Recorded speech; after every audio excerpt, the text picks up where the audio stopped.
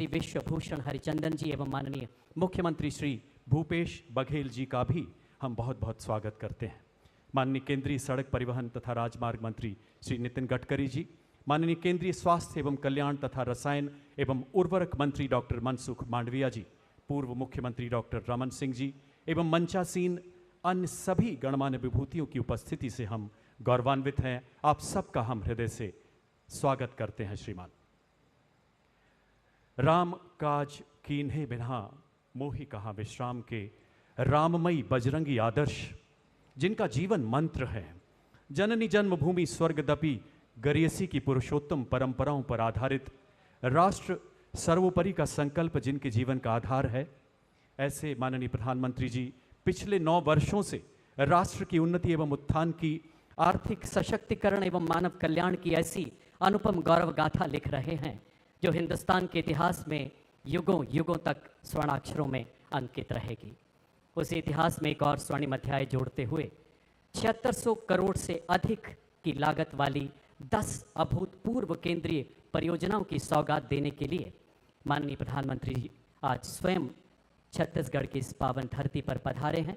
छत्तीसगढ़ के माननीय मुख्यमंत्री श्री भूपेश बघेल जी से आग्रह कि अंग वस्त्र एवं स्मृति चिन्ह भेंट कर माननीय प्रधानमंत्री जी का स्वागत करें।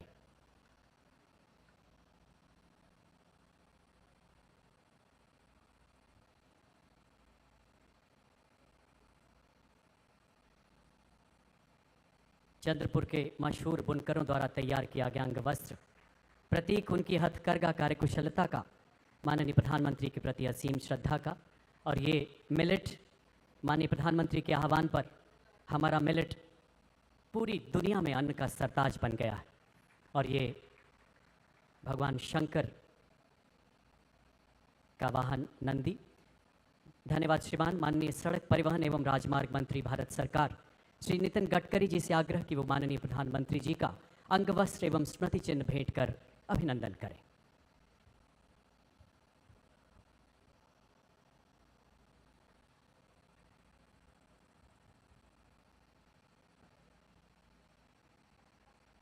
आइए करतल ध्वनि से पुनः अभिवादन करें, अभिनंदन करें इन अलौकिक पलों का। छत्तीसगढ़ के बस्तर क्षेत्र के कारीगरों द्वारा तैयार की गई भगवान शिव के वाहन नंदी की प्रतिमा, जिसे हमारी संस्कृति में मंगल का, विजय का प्रतीक माना जाता है। अब नेता प्रतिपक्ष छत्तीसगढ़ विधानसभा श्री नारायण चंदेल जी माननीय प्रधानमंत्री का स्वागत करेंगे।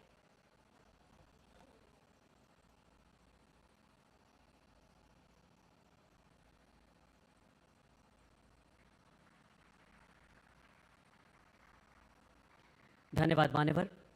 समय है स्वागत संबोधन का। माननीय केंद्रीय सड़क परिवहन एवं राजमार्ग मंत्री श्री नितिन गडकरी जी से आग्रह, कृपया स्वागत संबोधन के लिए पधारें माननीय मंत्री महोदय।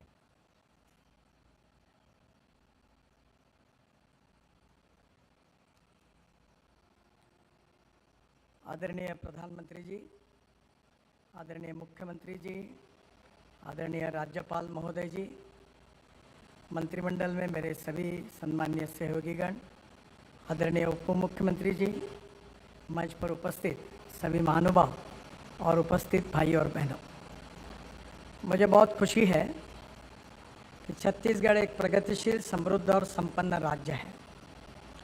फॉरेस्ट और खनिज संपत्ति से परिपूर्ण है और इसी राज्य में विकास के लिए अच्छे रोड नेटवर्क का निर्माण करना एक बहुत बड़ा आह्वान है। आदरणीय प्रधानमंत्री नरेंद्र मोदी जी के नेतृत्व में विशेष रूप से पिछड़े हुए क्षेत्र को ज़्यादा प्राधान्य देने की नीति अपनाई गई है।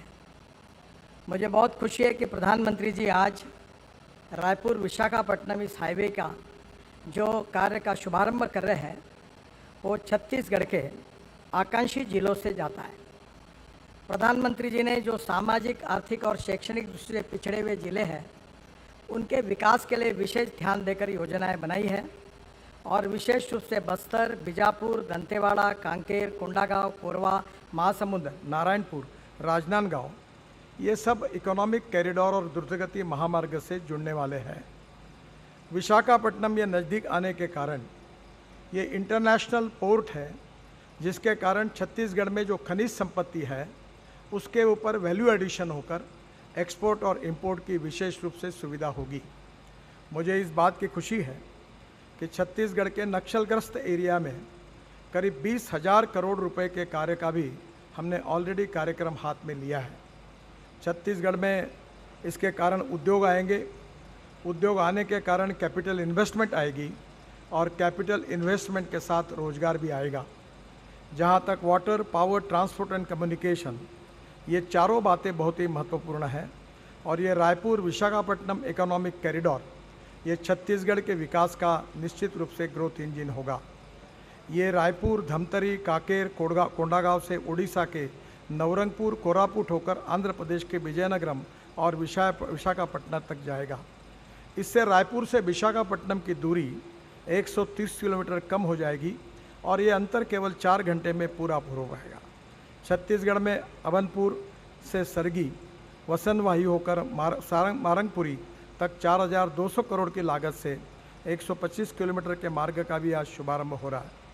मेरा विश्वास है कि इसके साथ और एक्सप्रेस हाईवे, इकोनॉमिक हाईवे भी बड़े प्रमाण पर हम लोग यहाँ शुरू कर रहे हैं, जिसके कारण पिछड़े हुए क्षेत्र में रोजगार निर्माण होगा, वेल्थ क्रिएट होगी और छत्तीसगढ़ का विकास की गति और बढ़ेगी। मैं आज के इस कार्यक्रम के उपलक्ष्य में प्रधानमंत्री जी का हृदय से स्वागत करता हूं और विशेष रूप से आत्मनिर्भर भारत और $5 ट्रिलियन की इकोनॉमी बनाने की जो एक विजन प्रधानमंत्री जी ने दी है, उसमें विशेष रूप से पावर सरप्लस और मिनरल सरप्लस ऐसा एक क्षेत्र है जो हमारी एक्सपोर्ट को भी बढ़ाएगा, वेल्थ को भी बढ़ाएगा, ग्रोथ रेट को भी बढ़ाएगा और रोजगार का निर्माण भी करेगा।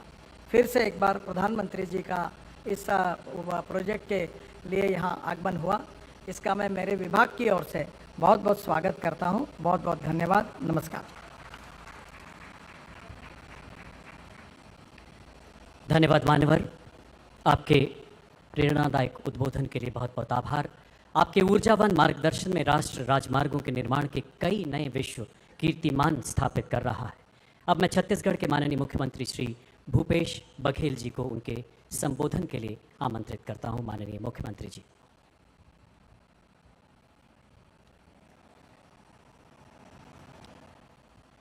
प्रधानमंत्री आदरणीय नरेंद्र मोदी जी, राज्यपाल आदरणीय विश्वभूषण हरिचंदन जी, केंद्रीय भूतल परिवहन मंत्री आदरणीय नितिन गडकरी जी, डॉक्टर मनसुख मंडाविया जी, आदरणीय टी.एस. सिंहदेव जी, आदरणीय ताम्रध्वज साहू जी, आदरणीय केंद्रीय राज्य मंत्री रेणुका सिंह जी, डॉक्टर रमन सिंह जी, नारायण चंदेल जी, अरुण साहू जी, सांसद सुनील सोनी जी और सभी उपस्थित देवियों, सज्जनों, पत्रकार मित्रों, ये हमारे लिए खुशी की बात है कि प्रधानमंत्री जी आज एक दिवसीय दौरे में हमारे छत्तीसगढ़ में आए हैं। छत्तीसगढ़ के धरा में उनका स्वागत है। भगवान राम के ननिहाल और माता कौशल्या की नगरी में आपका हार्दिक अभिनंदन, स्वागत। सभी अतिथियों का मैं स्वागत अभिनंदन करता हूं। प्रधानमंत्री जी से हम लोग अनेक मंचों में मिलते रहे हैं और छत्तीसगढ़ के विकास के बारे में मिलके भी, नीति आयोग में भी, निवास कार्यालय में और कभी पत्राचार के माध्यम से यहाँ के विकास के बारे में हम लोग मांग करते रहे हैं। मैं उन मांगों को और दोहराना नहीं चाहता। आदरणीय केंद्रीय भूतल परिवहन मंत्री गडकरी जी के साथ अनेक बार बैठकें हुई और मुझे खुशी है कि हम लोग जितना मांगते हैं उससे ज़्यादा ही दे देते हैं। तो आदरणीय गडकरी जी का भी स्वागत। और केंद्र राज्य के संबंध के आधार पर लगातार हम लोग तो मांगते रहेंगे, केंद्र सरकार से जितनी आवश्यकता होती है उसे मांग करते रहते हैं। मैं उन सब को और ज़्यादा न कहते हुए केवल यही कहना चाहूँगा कि छत्तीसगढ़ में लगातार विकास की गति में हम लोग आगे बढ़ रहे हैं। केंद्र से हमेशा अपेक्षा रहेगी कि हमको, क्योंकि हमारा राज्य नवोदित राज्य है, ज़्यादा से ज़्यादा राशि हमको छत्तीसगढ़ को मिले। यही मैं इस अवसर पर कहना चाहता हूँ। पुनः प्रधानमंत्री जी का, केंद्रीय मंत्रियों का और सभी राज्यपाल सहित हमारे जनप्रतिनिधियों का स्वागत करते हुए अपनी वाणी के यहीं विराम देता हूँ। धन्यवाद। जय हिंद, जय छत्तीसगढ़। माननीय मुख्यमंत्री जी का बहुत बहुत आभार। देशवासियों, अब समय है सड़क परिवहन एवं राजमार्ग मंत्रालय, रेलवे मंत्रालय, पेट्रोलियम गैस मंत्रालय तथा स्वास्थ्य एवं कल्याण मंत्रालय की 10 केंद्रीय परियोजनाओं के आगाज का। माननीय प्रधानमंत्री जी से करवत आग्रह, कृपया रिमोट का बटन दबाकर इन परियोजनाओं का शिलान्यास एवं लोकार्पण करें। माननीय प्रधानमंत्री महोदय।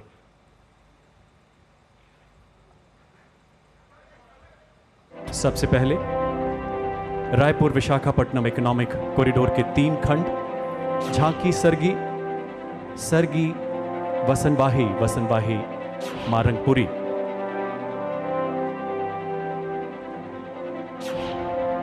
इसके बाद रायपुर कोड़ेबोड़ तथा बिलासपुर पथरापाली 4 लेन का लोकार्पण। तत्पश्चात Raipur Khariar road rail line तथा केवटी अंतागढ़ की नई रेल लाइनों का लोकार्पण। और पेट्रोलियम गैस मंत्रालय द्वारा स्थापित नया एलपीजी बॉटलिंग प्लांट माननीय प्रधानमंत्री जी द्वारा राष्ट्र को समर्पित। बहुत बहुत आभार मान्यवर। कृपया अपना स्थान ग्रहण करें। आइए अब इन अभूतपूर्व परियोजनाओं की विस्तृत जानकारी लेते हैं लघु फिल्मों के माध्यम से। सबसे पहले इन नई परियोजनाओं के साथ साथ एनएचएआई की 9 वर्षों की विकास यात्रा को दर्शाती ये लघु फिल्म।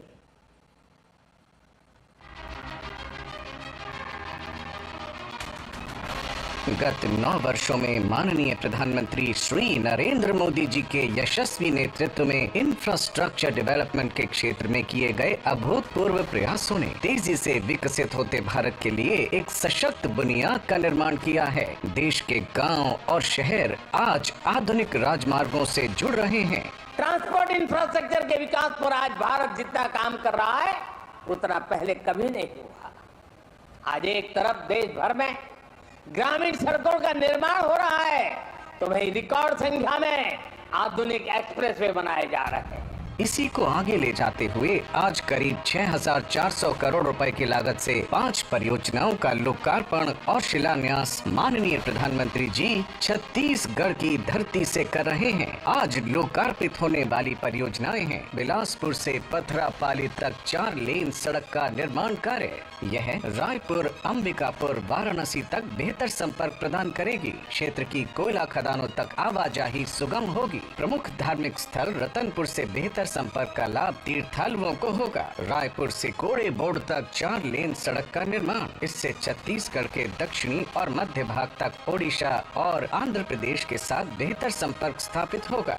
इस क्षेत्र के लौह अयस्क और स्टील प्लांट से तैयार माल के परिवहन में भी तेजी आएगी। साथ ही शिलान्यास होने वाली परियोजनाएं हैं झांकी से सरगी, सरगी से बसनवाही और बसनवाही से मारंगपुरी तक 6 लेन सड़क का निर्माण कार्य। इससे रायपुर से विशाखापट्टनम के बीच की दूरी करीब 130 किलोमीटर कम हो जाएगी और यात्रा के समय में भी लगभग 7 घंटे की बचत होगी। इस परियोजना से पूरे क्षेत्र में रोजगार, कारोबार के बड़े मौके बनेंगे। स्थानीय उपज उत्पाद को बड़े बाजारों तक पहुंचाना आसान होगा। इन परियोजनाओं से छत्तीसगढ़ में रोड इंफ्रास्ट्रक्चर आधुनिक और सशक्त होगा। ट्रैफिक जैम पर अंकुश लगेगा और आवागमन सहज होगा। साथ ही समय और ईंधन की बचत होगी। राज्य में व्यापार, शिक्षा और पर्यटन को नई मजबूती मिलेगी। माननीय प्रधानमंत्री जी के नेतृत्व में भारत सरकार छत्तीसगढ़ के विकास के लिए कृत संकल्प है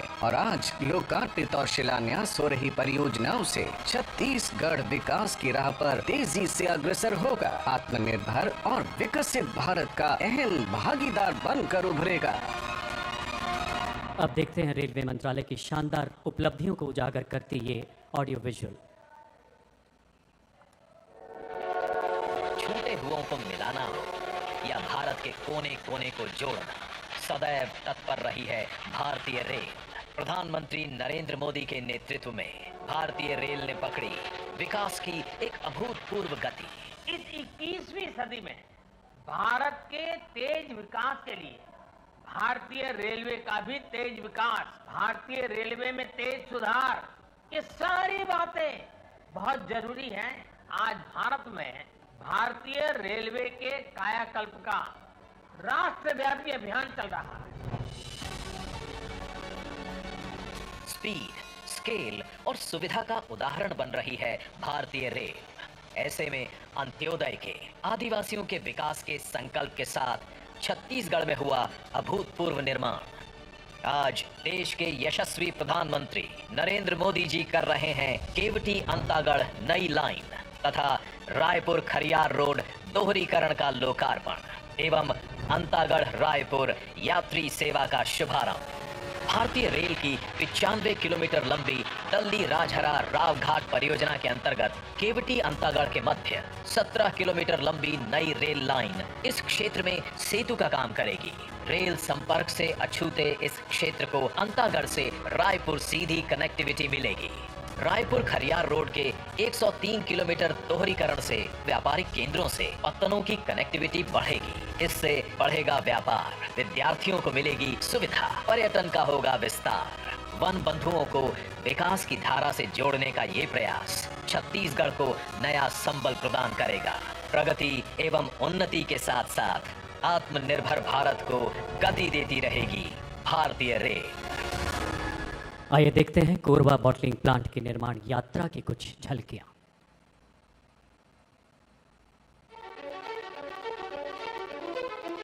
हसदेव और अहिरन नदियों के संगम तट पर स्थित है छत्तीसगढ़ को ऊर्जित करने वाली इस राज्य की विद्युत राजधानी कोरबा।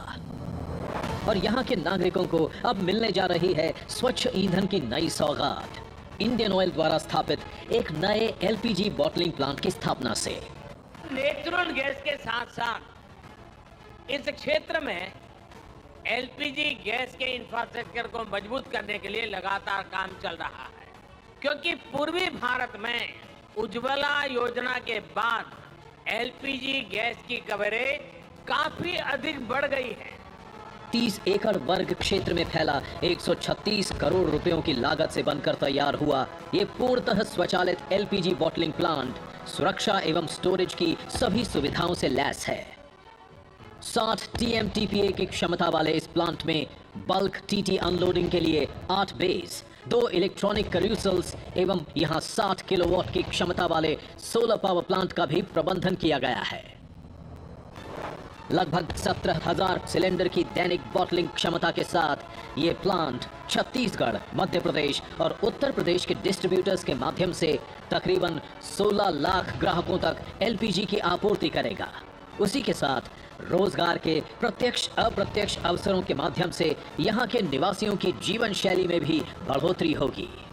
ये प्लांट प्रधानमंत्री उज्ज्वला योजना के कार्यान्वयन में भी योगदान देगा और घरेलू ईंधन में एलपीजी के माध्यम से हरित एवं पर्यावरण अनुकूल वैकल्पिक ईंधन पाकर यहाँ के नागरिकों की जीवन शैली में भी उन्नति आएगी। और आज माननीय प्रधानमंत्री Shri Narendra Modi ji Korba LPG bottling plant को राष्ट्र की सेवा में समर्पित कर रहे हैं। आइए अब देखते हैं आयुष्मान भारत प्रधानमंत्री जन आरोग्य योजना के भागीरथ प्रयास को चित्रित करती ये लघु फिल्म।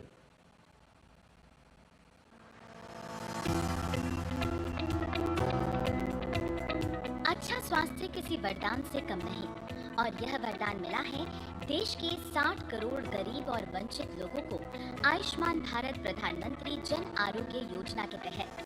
देश के गरीब से गरीब को भी एहसास हुआ है कि देश के अस्पताल उसके लिए भी आसानी से उपलब्ध है, और इसमें एक बड़ी भूमिका आयुष्मान भारत योजना ने निभाई है। प्रतिदिन 45,000 से अधिक लाभार्थियों का उपचार करते हुए यह योजना माननीय प्रधानमंत्री जी के संकल्प को सिद्धि की ओर ले जा रही है। देश भर में योजना के तहत 5 करोड़ से अधिक उपचार प्रदान किए गए हैं, जिन पर सरकार द्वारा 65,000 करोड़ रुपए से अधिक का खर्च किया गया है। छत्तीसगढ़ में आयुष्मान भारत प्रधानमंत्री जन आरोग्य योजना डॉक्टर खूबचंद बघेल स्वास्थ्य सहायता योजना के तहत राज्य में अब तक 39.53 लाख इलाज प्रदान किए गए हैं। सभी लाभार्थियों को योजना से जोड़ने के लिए पिछले 2 वर्षों से आपके द्वार आयुष्मान अभियान चलाया जा रहा है।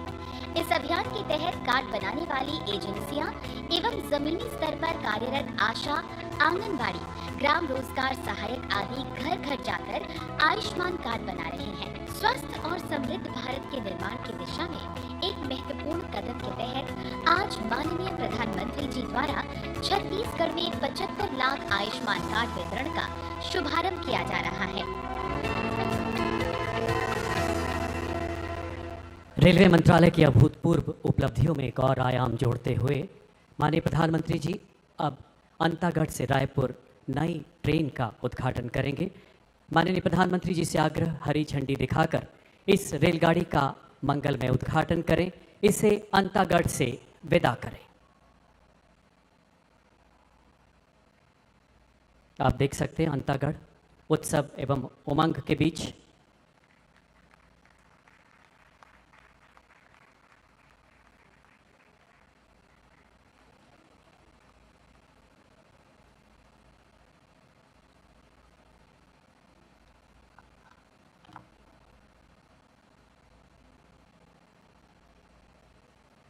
देश की जीवन रेखा कही जाने वाली रेल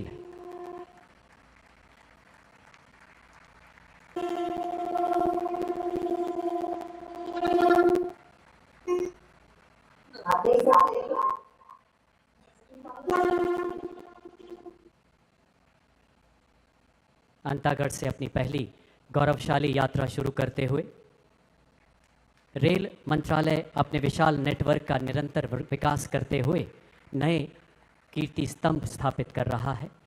उसमें एक और अध्याय जुड़ते हुए आज स्वास्थ्य एवं कल्याण मंत्रालय भारत सरकार के तत्वाधान में आयुष्मान भारत प्रधानमंत्री जन आरोग्य योजना को परिकल्पित किया गया। सितंबर 2018 में शुरू की गई दुनिया की सबसे बड़ी वित्त पोषित स्वास्थ्य योजना, जिसमें अब तक 5 करोड़ लोग लाभान्वित हो चुके हैं। माननीय प्रधानमंत्री जी से करबद्ध आग्रह, कृपया यहाँ उपस्थित लाभार्थियों को आयुष्मान भारत परियोजना कार्ड वितरित कर हम सबका गौरव बढ़ाएं। सबसे पहले श्रीमती गौरी चौहान जी। श्रीमती गौरी चौहान जो रायपुर शहर से आती हैं।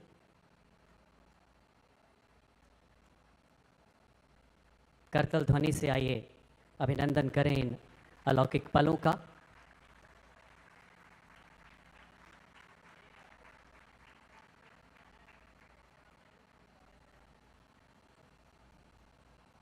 सुश्री शेफाली पाटिल रायपुर के दलदल सिवनी ग्राम से हमारे बीच पधारी हैं।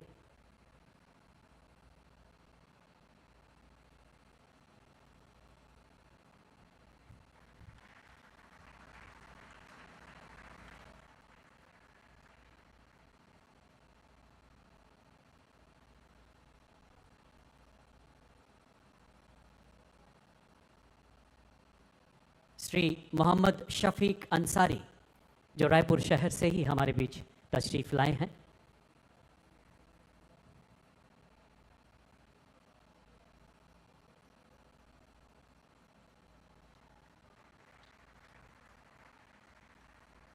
श्री नबलू राम जुरी कांकेर जिले से पधारे हैं और इनका गांव है पलेवा।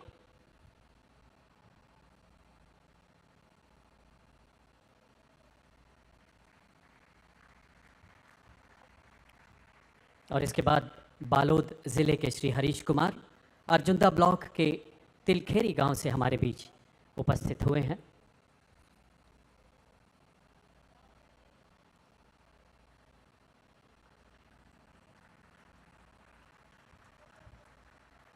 धन्यवाद महोदय। ये सभी परियोजनाएं छत्तीसगढ़ में विकास के नए द्वार खोलेंगी। विकास जो सर्वव्यापी है, सर्वस्पर्शी है, और अब समय है उस उद्बोधन का जिसके लिए हर देशवासी ही नहीं बल्कि दुनिया के हर कोने में लोग आज आह्लादित हैं, आतुर हैं।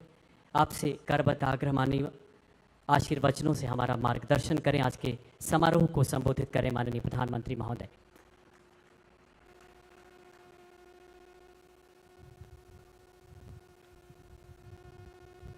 छत्तीसगढ़ के गवर्नर श्रीमान विश्वभूषण हरिचंदन जी, मुख्यमंत्री श्रीमान भूपेश बघेल जी, केंद्रीय मंत्रिपरिषद के मेरे सहयोगी भाई नितिन गडकरी जी, मनसुख मांडविया जी, रेणुका सिंह जी, राज्य के उप मुख्यमंत्री श्रीमान टी.एस. सिंहदेव जी,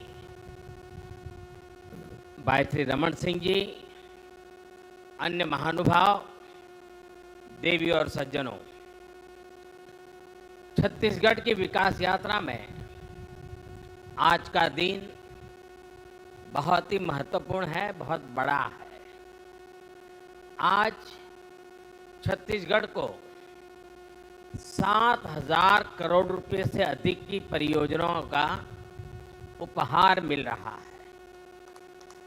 ये उपहार इंफ्रास्ट्रक्चर के लिए हैं, कनेक्टिविटी के लिए हैं।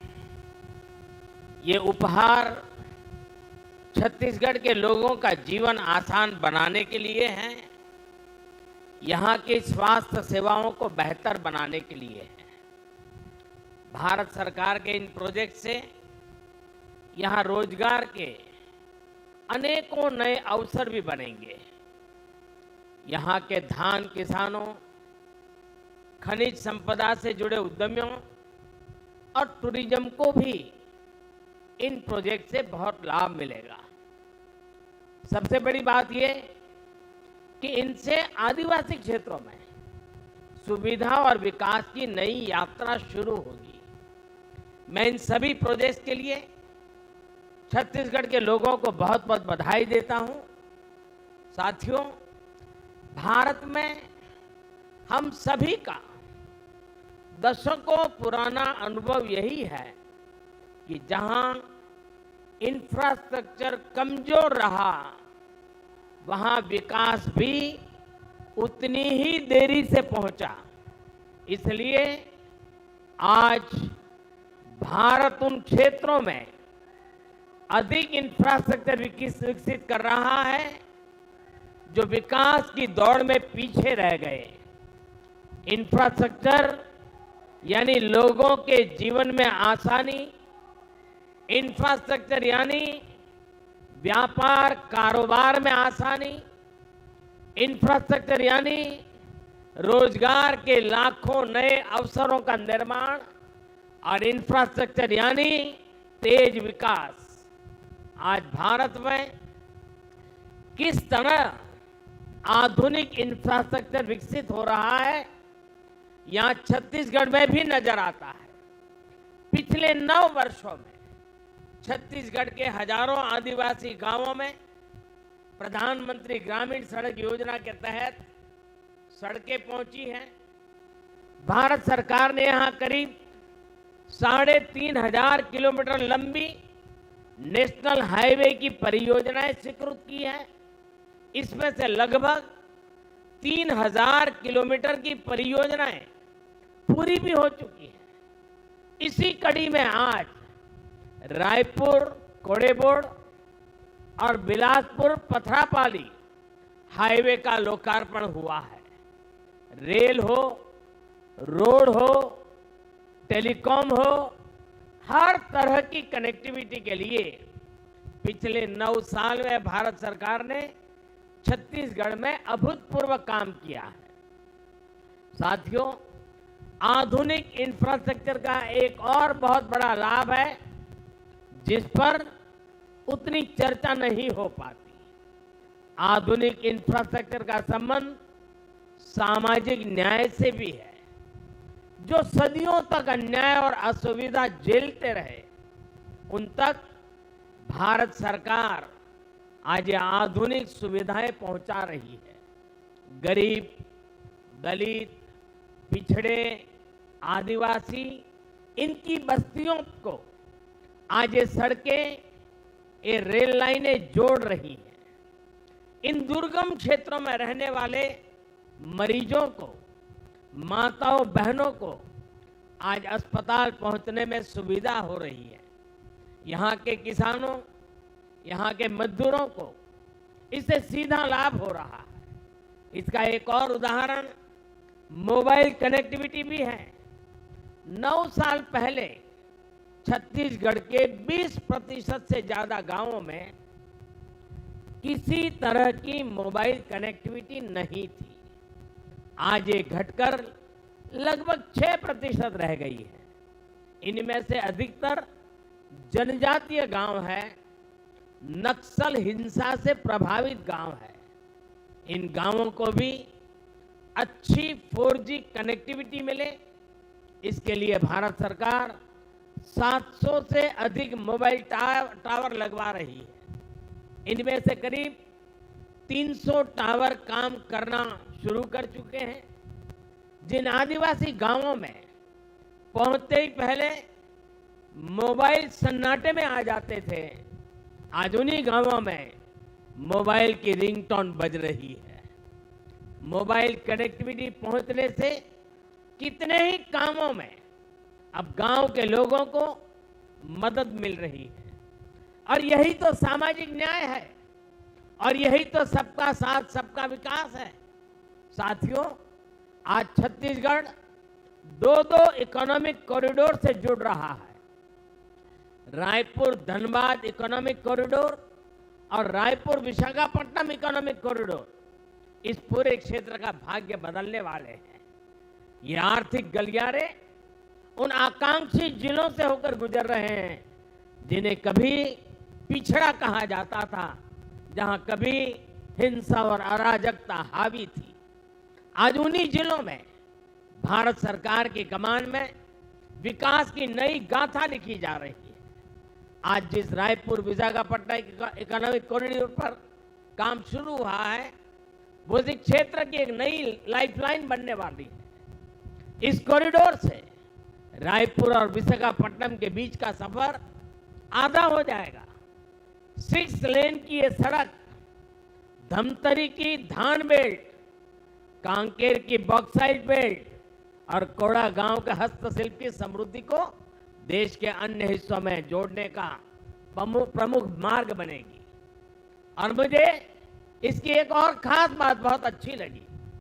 ये सड़क वन्य जीव क्षेत्र से गुजरेगी, इसलिए इसमें वन्य जीवों की सहूलियत के लिए टनल और एनिमल पासेस भी बनाए जाएंगे।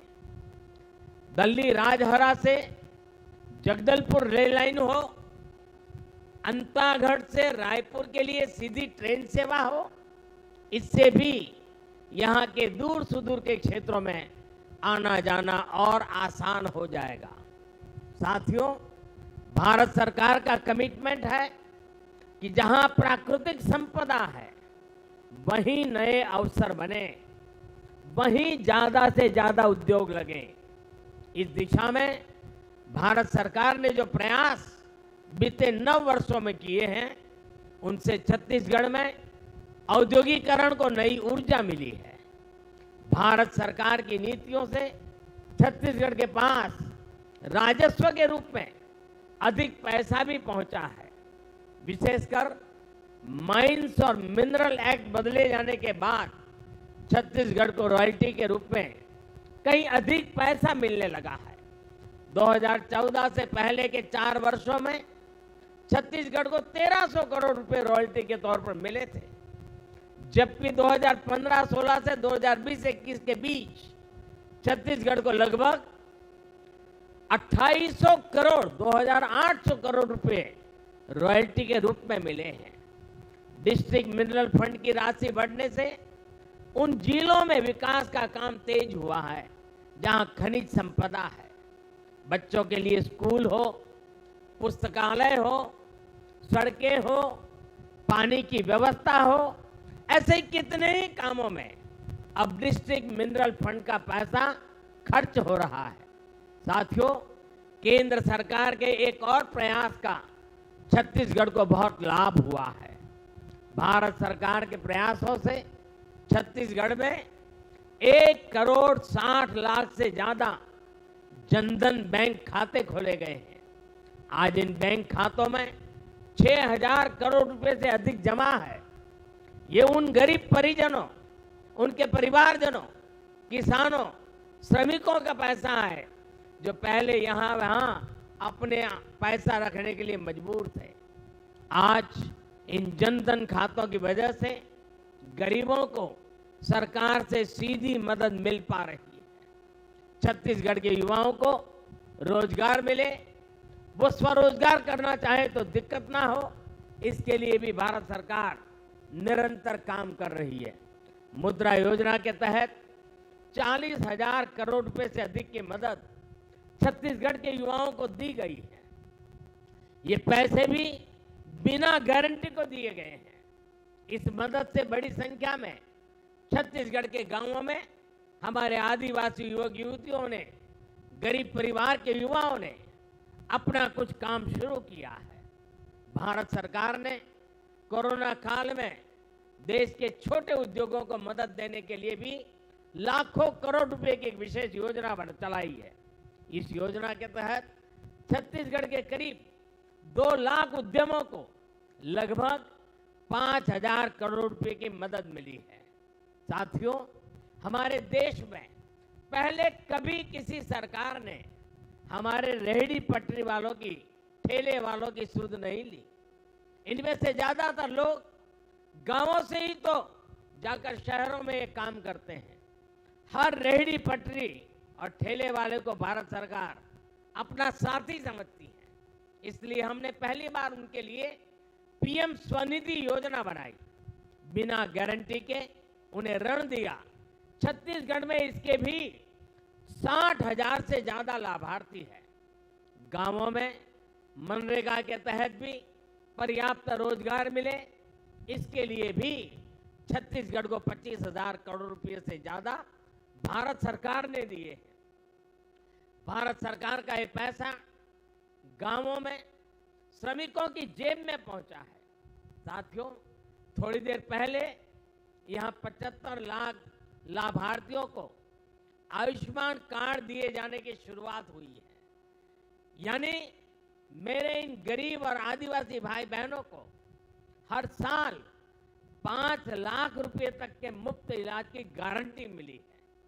छत्तीसगढ़ के 1,500 से ज्यादा बड़े अस्पतालों में वो अपना इलाज करा सकते हैं।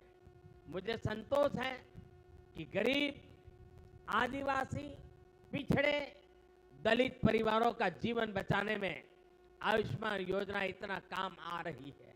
और इस योजना की और एक भी विशेषता है, अगर छत्तीसगढ़ का कोई लाभार्थी हिंदुस्तान के किसी और राज्य में है और वहां उसको अगर कोई परेशानी हो गई तो ये कार्ड वहां भी उसका सारा काम पूरा कर सकती है। इतनी ताकत इस कार्ड में है।